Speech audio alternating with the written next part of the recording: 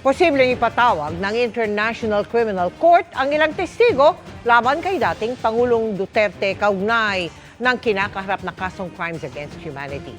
Bibigyan naman sila ng seguridad at tutulungang pumunta sa Netherlands kung kailangan.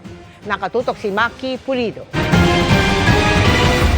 Rodrigo Roa. Bilang akusado, karapatan ni dating Pangulong Rodrigo Duterte na malaman ang mga ibinibintang sa kanya. Kaya kasama sa ibibigay ng Office of the Prosecutor ng International Criminal Court sa defense team ang testimonya ng mga tetestigo laban kay Duterte at iba pang ebidensya. Also afford them the proper opportunity to examine the evidence, challenge the credibility of the witnesses. Sa kabila niyan, tiyakan niya ang proteksyon at suporta ng ICC sa mga testigo. Katunayan, pwedeng alias lang ang gamitin sa witness list. Sabi sa rule is that they have to ask for authorization from the court to redact the identity of the witnesses. Kung matindi ang banta sa seguridad ng testigo, handa ang ICC registry na i-relocate siya at maging ang kanyang pamilya. Sa mismong paglilitis naman, maaring isalang lang siya sa pamamagitan ng video conferencing.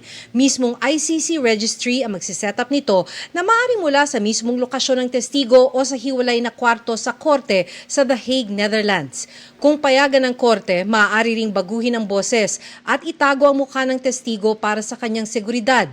Pwede ring closed session o mga hukom lang ang nakaharap sa pagbigay ng testimonya.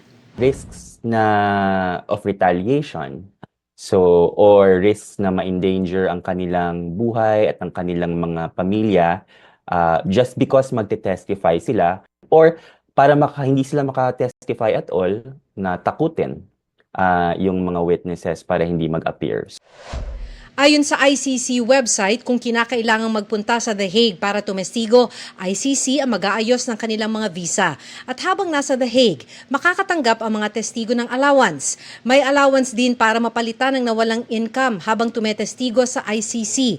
Aalalayan din ng korte, maging ang kanilang mental health. I think wala namang timeline doon sa protective measures under the rules, no? So it can last for some time even after the trial, although we do have to acknowledge that the ICC does not have infinite resources. Tiniyak ng ICC sa kanilang website na hindi apektado ng protective measures ang pagiging patas ng paglilitis. Ang protective measures daw ay para sa lahat ng mga testigo, prosekusyon man o depensa. Para sa GMA Integrated News, Maki Pulido, nakatutok, 24 oras.